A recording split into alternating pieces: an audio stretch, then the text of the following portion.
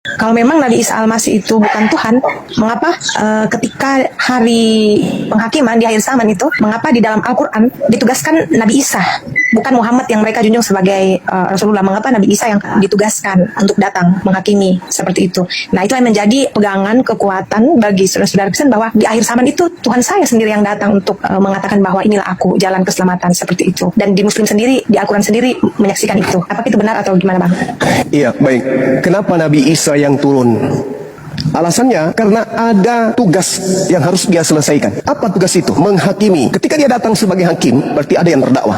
Siapa yang terdakwa ini? Mereka yang telah mempermalukan Nabi Isa di hadapan pencipta. Makanya dalam Al-Quran itu beliau ditanyai, wa isqalallahu ya Isa bin Maryam anta qulta linnas, wahai engkau Isa, hambaku ciptaanku yang kuciptakan tanpa ayah, apakah engkau yang mengajarkan orang-orang tersebut mempertuhankan, menjadikan engkau sebagai Tuhan selain daripada aku? Apa kata Nabi Isa? Qala subhanaka ma yakunu li an aqula ma laysa li bihaqq. Maha suci engkau wahai Tuhanku, tidaklah patut aku berkata sesuatu yang bukan hakku untuk aku katakan. Jika aku mengatakan itu, pasti engkau mengetahui. Ma qultu lahum illa ma amartani bi an ya'budullah rabbi wa rabbakum. Aku hanya berkata, mengajarkan kepada mereka, sembahlah Allah Tuhanku dan Tuhanmu. Sehingga Al-Quran mengatakan, idza husyiran nasu, apabila nanti manusia dikumpulkan, dihimpunkan, apa yang mereka sembah selain daripada Allah akan menjadi musuh bagi mereka. Artinya Yesus itu adalah manusia yang disembah oleh manusia selain daripada Allah. Apakah Yesus akan memusuhi Kristen? Matius 7, 22, 23. Ternyata betul, Yesus memusuhi orang Kristen. Lalu kemudian di dalam Al-Quran ayat yang sama, dan pemujaan-pemujaan yang mereka lakukan ketika hidup di dunia akan diingkari. Apakah Yesus mengingkari penyembahan Kristen? Ternyata Matius 7 nomor 22 sampai 23. Betul,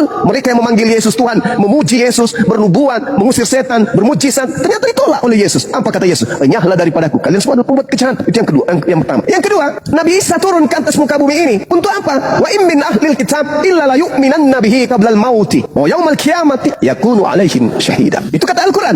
Tidak ada seorang pun di antara ahli kitab yang tidak beriman kepada Nabi Isa alaihissalam menjelang kematiannya, dan pada hari kiamat Nabi Isa akan menjadi saksi atas mereka. Lalu kemudian ketika Nabi Isa turun sebagai hakim, siapa yang mau dihakimi? Umat Islam mau dihakimi. Apa alasannya umat Islam mau dihakimi? Nabi Isa tidak datang untuk umat Islam, Nabi Isa datang untuk Bani Israel. Maka yang dihakimi adalah mereka yang terdakwa. Kenapa mereka terdakwa? Karena mereka melakukan pengingkaran kepada ajaran Nabi Isa ketika Nabi Isa datang kepada Bani Israel. Apa yang dikatakan oleh Nabi Isa alaihissalam? Makultulahum, saya tidak berkata sesuatu yang bukan hakku. Yang aku katakan, sembahlah Allah Tuhanku dan Tuhanmu. Di dalam Yohanes 12 nomor 48. Apa kata Yesus? Barang siapa yang menolak aku dan tidak menerima firmanku, dia sudah ada hakimnya, yaitu firman yang telah aku katakan kepada mereka. Firman itulah kelak yang akan menjadi hakimnya di akhir zaman. Anda Yesus memerintahkan manusia beribadah pada hari Minggu? Tak ada. Anda Yesus memerintahkan kemudian menyembah dirinya? Ada. Anda Yesus mengajarkan makan babi? Tak ada. Anda Yesus mengajarkan untuk merasulkan Paulus? Tak ada. Anda Yesus mengajarkan untuk ke gereja? Tak ada. Anda Yesus mengajarkan untuk tidak bersunat? Tak ada. Lalu apa kemudian bisa dihakimi di Islam dari Yesus? Tak ada. Yang dihakimi adalah orang yang mengaku-ngaku pengikutnya, membawa-bawa pengikutnya, tetapi mempermalukan dirinya di hadapan Tuhannya. Makanya dikatakan datangnya Yesus menghakimi berdasarkan dengan perkataan dan firman yang ia sampaikan kepada Bani Israel. Matius 10 nomor 5 nomor 6 misalnya. Yesus berpesan kepada ke-12 muridnya. Apa pesan Yesus? Wahai muridku, ya paman, jangan kau ke bangsa lain, tapi pergilah kepada domba yang sesat dari bangsa Israel. Kata siapa? Kata Yesus. Yesus nanti kelak datang menghakimi orang-orang ini. Tahu, pada saat aku nasihatkan jangan ke bangsa lain, ada di antaramu yang pergi ke bangsa lain sampai orang-orang ini menuhankan aku. Oh tidak Yesus, sepeninggalmu kami teraniaya, sepeninggalmu kami dibunuh, sepeninggalmu kami dipenjara, sepeninggalmu kemudian kami dihakimi. Siapa pelakunya? Sang pembinasa keji yang duduk dan ngaku-ngaku sebagai pengikutmu, ngaku-ngaku sebagai utusanmu, ngaku-ngaku sebagai rasulmu. Siapa namanya? Itu dia, Paulus. Dialah yang menyebabkan engkau menjadi Tuhan setelah engkau terangkat. Sedangkan tak ada firman yang kau sampaikan kepada kami, sembahlah aku, Tuhankanlah aku adalah firman yang menjadi manusia, aku adalah Bapa yang inkarnasi jadi manusia. Kamu tidak pernah mengatakan itu. Makanya kami tidak pernah menuhankan dirimu. Hanya mereka golongan orang-orang yang dari barat yang kemudian mempertuhankan dirimu. Inilah Nabi Isa datang. Ngapain Nabi Muhammad datang? Untuk apa? Lo umatnya menerimanya sebagai rasul, umatnya menerimanya sebagai nabi. Tak ada kemudian kewajiban untuk beliau datang. Sedangkan Nabi Isa diangkat ke langit, turun ke bumi untuk mempermalukan orang-orang yang telah mempertuhankan dirinya dengan mengatasnamakan Yesus.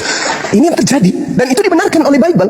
Yesus berkata, aku tidak berkata-kata dari diriku sendiri. Apa yang kau dengar dari aku, itu bukan dari aku, tapi dari Dia yang telah mengutus aku. Yohanes 14 14 nomor 27. Adakah Yesus mengajarkan Tuhan karena aku? Jadilah kalian Kristen. Makanya Yesus selalu mengatakan, waspadalah, waspadalah, waspadalah. Kepada siapa? Kepada orang Farisi. Paulus mengaku orang Farisi. Filipi 3 nomor 5. Aku orang Farisi.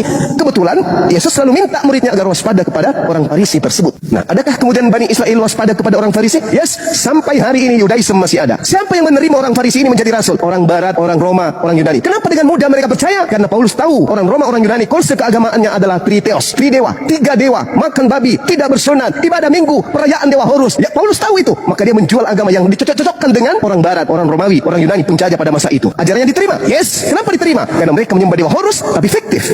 Mereka menyembah dewa Zeus tapi tak pernah nampak. Mereka menyembah kemudian Hercules tapi hanya angan-angan nenek moyang mereka. Dewa-dewa mereka tak pernah nuzul. Tapi ketika mereka melihat Yesus membangkitkan orang mati, membuat orang lumpuh berjalan, orang buta melihat, mereka takjub. Oh, inilah Tuhan kita, inilah dewa kita. Dijuallah kemudian ke Roma dan Yunani. Diterima. Resmilah abad keempat Yesus menjadi Tuhan bagi mereka, menggantikan dewa Horus. Itu faktanya. Kesalahan inilah sehingga Allah mengutus Islam dengan Al-Quran untuk meluruskan. Ya ahlal kitab, qad ja'akum rasuluna yubayyinu lakum. Wahai ahli kitab, Yahudi, Nasara dan orang-orang zalim yang ada di antara keduanya, telah datang nabiku kepadamu, yaitu baginda Rasulullah Muhammad sallallahu alaihi wasallam. Barang siapa yang ingin selamat, ikut.